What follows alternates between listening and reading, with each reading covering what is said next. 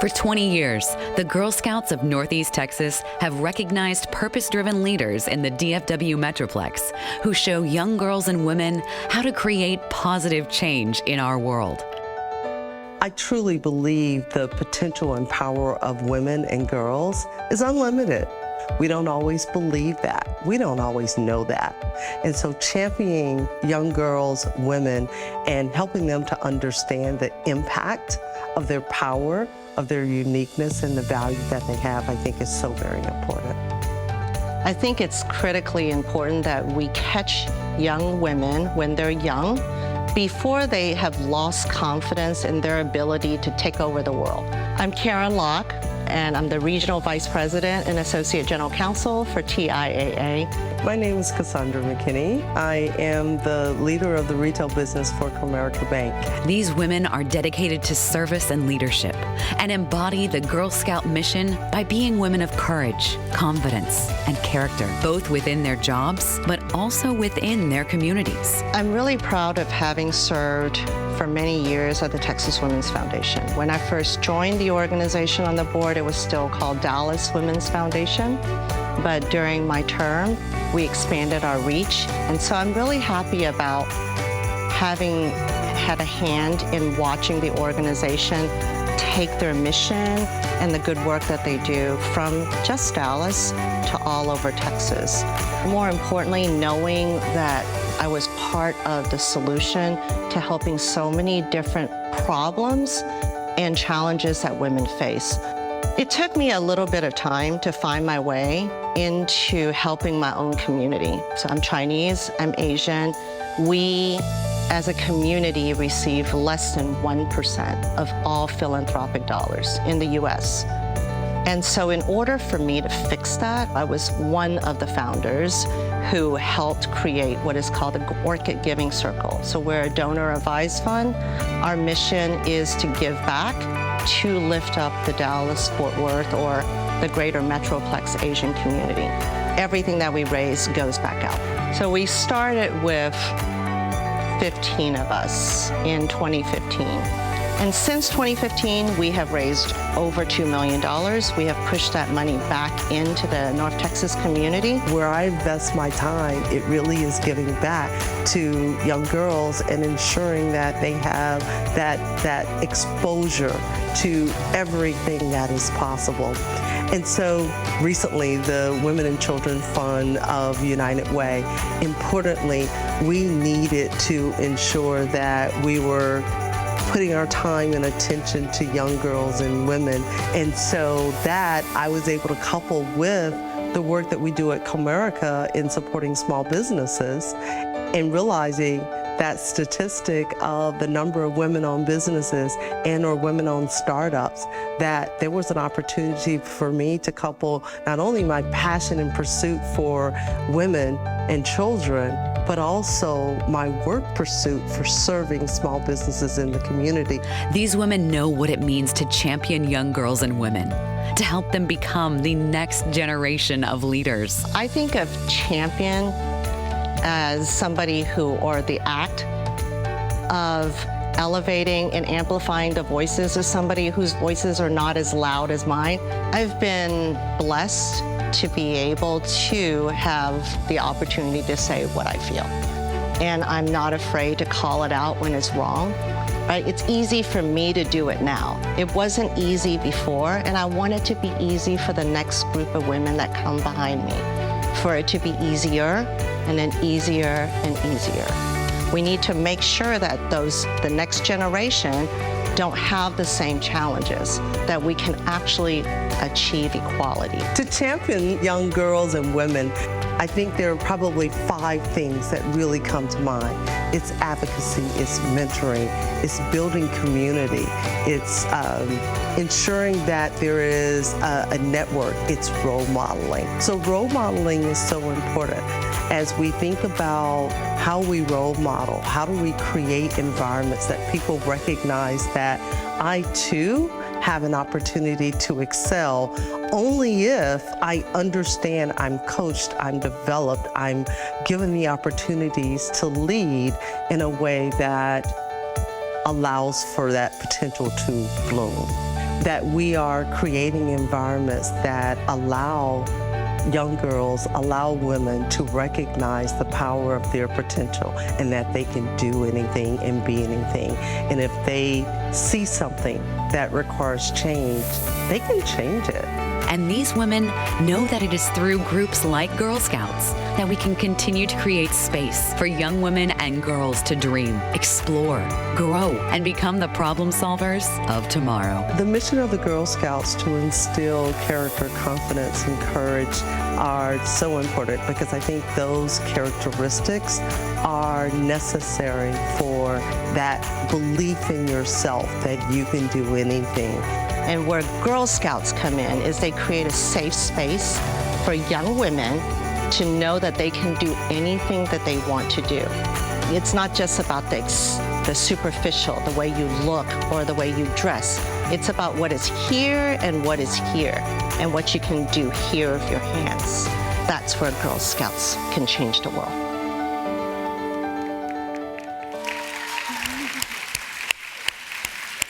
Okay, let's hear from these incredible women. Please join me in welcoming this year's Women of Distinction, Cassandra McKinney and Caren to the stage. Here they come.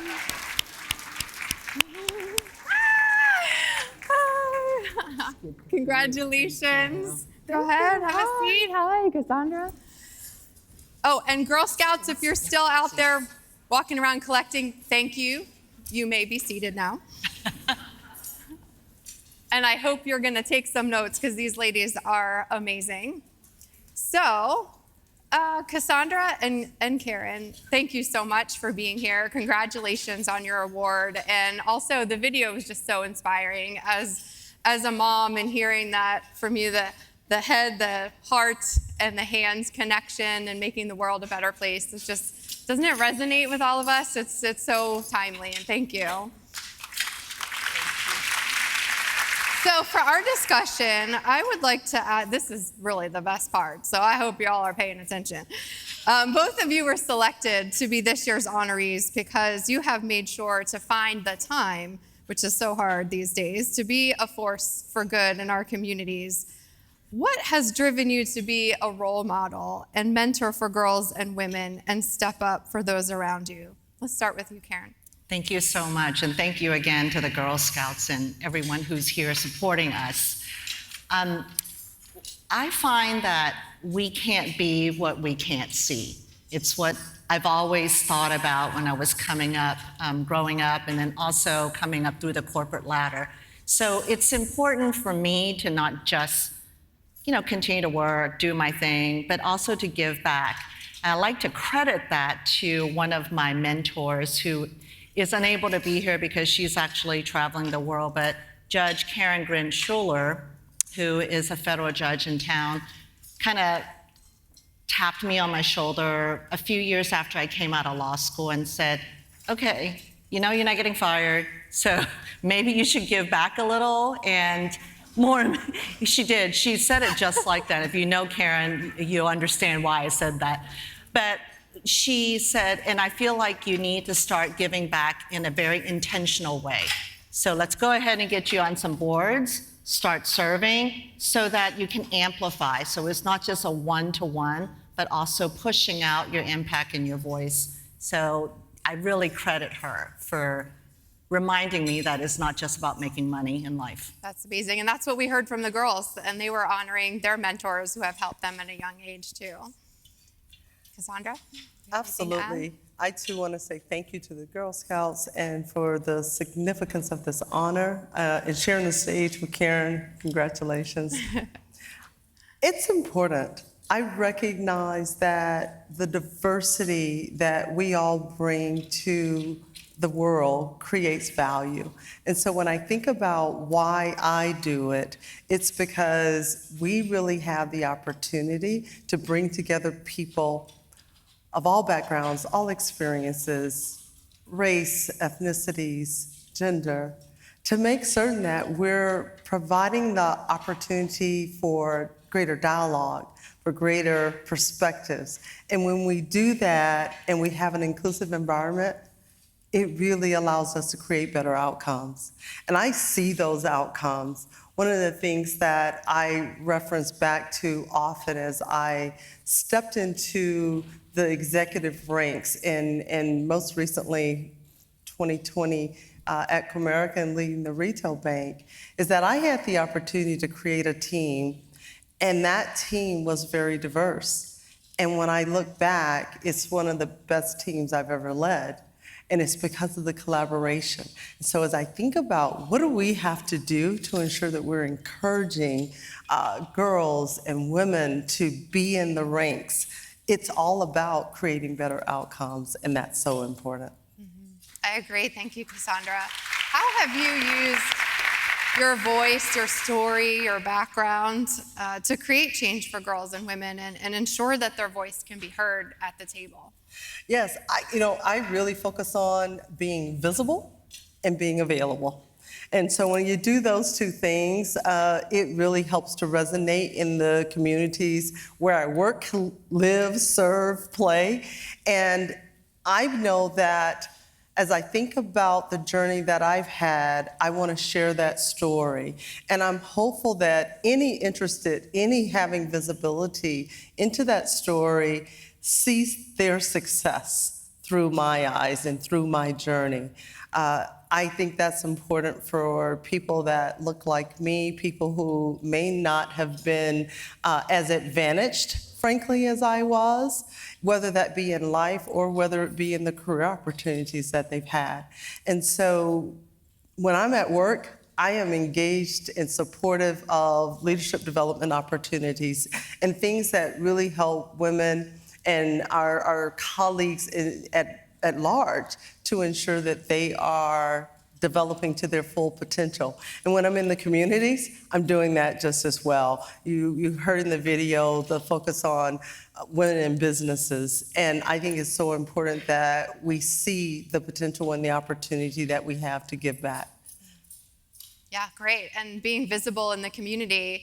But what better way to get started than through Girl Scouts? The cookie program, by the way, is a great way to be visible. Entrepreneurs. Spoken like a good true cookie mom, right?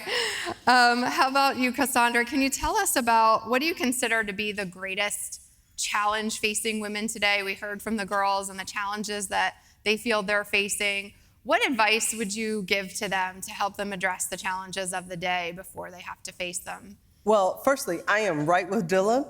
And you are where you should be right now, and the pressure should not be on. The exposure, however, is so important, and I heard Dylan say that. When you're exposed to understand the opportunities that are available to you, you can find your passion and find where you want to contribute. When I graduated high school, I had no clue what I wanted to be, but I had a guidance counselor who suggested that because I liked math and science, I should consider chemical engineering. And I said, okay. Had no clue what it was, but I forced that path anyway. And ultimately, I didn't like chemical engineering. I finished the degree. I loved chemistry. That was sustained. But I finished the degree. But what I learned through the process is the discipline and the exploration gave me the opportunity to create a different path for me, and one that I did enjoy. And so important, I would say, is choose your path. It's about creating options. It's about learning and having the opportunities that are out there for you so that you can determine what is the right path for you. Or what isn't. Or what isn't the right path. That's absolutely right. Caren, how about you? I think that the greatest challenge facing young women today is that getting complacent.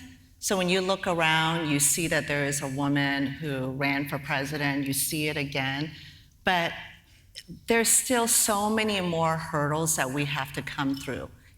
And it was only in my lifetime while I was in law school, that a spouse can be prosecuted for sexual assault on their own spouse.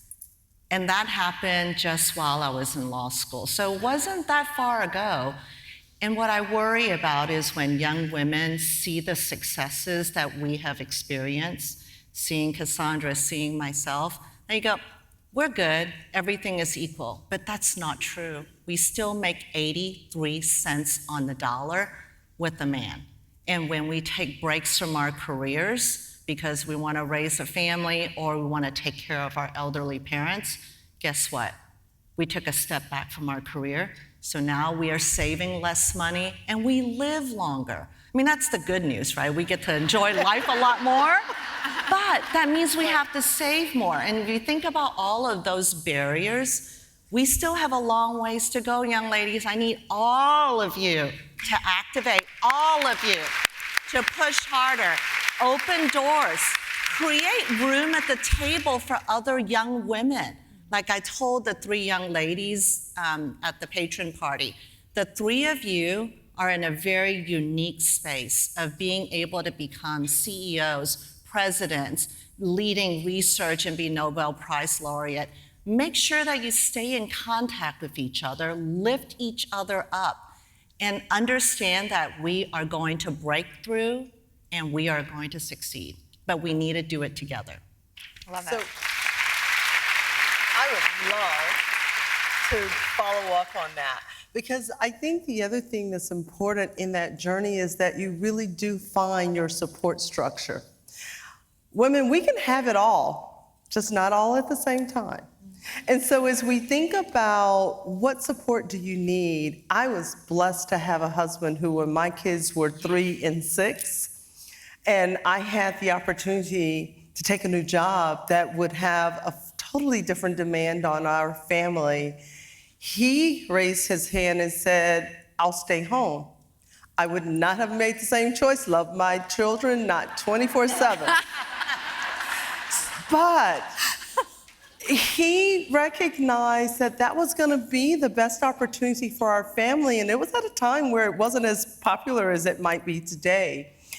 So just find your support structure, that circle of friends, the people that are going to be your truth tellers and tell you exactly what you need to know, even though it may not be what you want to know, and also that will provide you guidance. And ladies, the other thing I say is totally agree. The playing field is not level yet. We have made progress. But I venture a guess and ask you, I was on a flight this morning, some of you know, few of you know, I was on a 6 a.m. flight back from New York and here today. But if you consider the announcement of the pilot, do you hear the voice of a male or a female? Now, I would suggest that the budding Girl Scouts in the room might hear the voice of a female, but the rest of us probably hear the voice of a male because that's what we see. And it's not because women aren't capable of flying planes. Of course not. It's because we're not exposed and we're not getting those opportunities. Yeah. I want to add on to that. This is why we get along so well. There are a handful of very brave men in here, including my husband who's sitting there. And the reason why it's so important to have men in the room is because their voice can amplify what we do. Everybody expects women to go, okay, we need to make the same amount of money as men, we need to have more opportunities. But when a man says it, it's amplified. Because when they say it, they truly believe it, and they're telling their other male colleagues, this is important. You have a sister, you have a mother, you have a wife. So I applaud all the men in this room for your allyship. Please keep pushing for us. Beautifully stated. We couldn't do it without the men in this room, the advocates that we need, male and female. And by the way, for the men in the room, we call that man enough to be a Girl Scout. So thank you all for being man enough to be a Girl Scout. Appreciate you all. Thanks to you for being advocates for girls. We need you. So I want to talk a little bit, I think Caren, you and I had talked a little bit about imposter syndrome in our rehearsal call. Tell me about a time when you were afraid or failed or faced imposter syndrome and how you overcame it. Well, first, I have imposter syndrome every single day. Actually, I felt it as I was walking on stage, kind of wondering, hey, did they really mean to give me the award? But I There was recent times when I was asked to be board chair of, at the time, Dallas Women's Foundation, and then we ultimately became the Texas Women's Foundation. When Rosalind Dawson Thompson, who was a CEO at the time, and she's actually also here in the back of the room. Thank you, Roz. Roz asked me, along with Eleanor at that point, who was board chair, to serve. And I said, I don't really think so. I just don't think I have what it takes. I don't think I can lead an organization like that. And also, the organization is kind of big and impactful, so if I screw up, everyone's gonna know. It's easy to screw up on a smaller organization. And Ross actually said, we are not gonna let you fail, and we will continue to lift you up, and we will be there standing beside you, behind you, lifting you up. And so I totally agree with Cassandra. Surround yourself with people who lift you up. Anybody who gives negativity, just walk away. You don't need that. So thank you, Roz. Thank you for all the women here who you know who you are at the table, and then my Orchid sisters and some of the other LD leaders. Thank you. Cassandra, anything to add? I certainly will. Anytime I have a new opportunity, I have that sense of anxiety. And it's not lack of confidence, because I feel very confident that I am going to get the job done. But what I also know is that it's a new field. There's so much that I don't know. There's so much I have to learn. And I put significant pressure on myself to learn it yesterday. And so it really is about just recognizing that you need to stand on the people that have gone before you, that you bring perspective to any new assignment that others may not, because of, again, that diversity of experience and backgrounds that you bring to the table that others haven't considered. And so give yourself grace as a result when you step into those new spaces, and know that you have the confidence to get the job done, but then work as hard as you can to get to that point, and rely on the people that are there that are experts, because no one goes it alone. And I am a firm believer that if I'm the smartest person in the room, it's not the right room to be in, right? I want to be in a room where I'm learning and giving and contributing. So I try to surround myself with people that really are smarter than me, so that we can go and forge new paths together. Said the person with 2 chemical engineering degrees. Honestly, we look up to both of you so much, and thank you for that vulnerability. I think we can all probably raise our hand about having that imposter syndrome, so thank you. I feel like we're having a confessional here almost on imposter syndrome, but really well said advice for everyone in this room. So unfortunately, that brings us to our speed round of questions. So we're gonna move on from our discussion and go to our rapid fire questions here. Okay, question number 1. We'll start with you, Caren. What book would you buy for someone else to give as a gift? I would, all of you right now, go buy Ann Chow's book called Lead Bigger. She was a former CEO of the AT&T business, Asian woman, amazing leader, just funny and inspiring. Go buy her book. She's actually on a book tour right now on that book. So Lead Bigger. Thank you. Purpose-driven life. I am such a believer that you follow your passion in what you do. And so when you understand your purpose and what you're here to do, follow that dream and align yourself to the work that you do. Awesome. Thank you. Now everyone's looking at their Amazon book list and so forth. What is the best advice you have ever been given, or what is the worst advice you have ever been given? It's either so bad you have to share it, or so good you have to share it. Okay, I'll start. I really have 2. Okay, so let's one hear it. is, the best advice is network. We all need supporters, we need sponsors, and we need people to understand and know what we're trying to accomplish. And so when you network and tell people what your desires are, they're in a better position to support you, to help you. The worst advice is, and it was given to me by someone else, but don't live up to anyone else's low expectation of yourself. It's like, Create your expectations, raise to your potential. Others may not understand and know. And the importance of their ability to steer you in the right direction may not be well guided if they really don't understand. All right, since she got 2, I want 2 Okay. also. Okay. You can have. Okay, yay. So the best advice that I got right out of law school from the gentleman who hired me was be kind to the people who you don't have to be kind to. That is a true test of your character. So be kind to the folks who are the receptionists, the assistants, the people who are the valets. And the reason why, and I didn't know that until after I was hired, was the receptionist at that job I interviewed for. Later, the boss told me she came up to me afterwards and said, nobody else said thank you to me except for Caren, so I hired you. And I went, yay, okay, so lesson learned.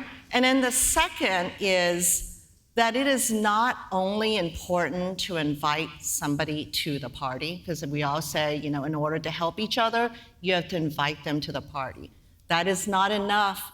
Everyone in the room, you have to invite them to dance. Because if you invite them into the party and then you just let them stay in the corner, yeah, that's not gonna do any good. Invite people to the party and invite them to dance. 2 best advice. Thank you so much for your advice.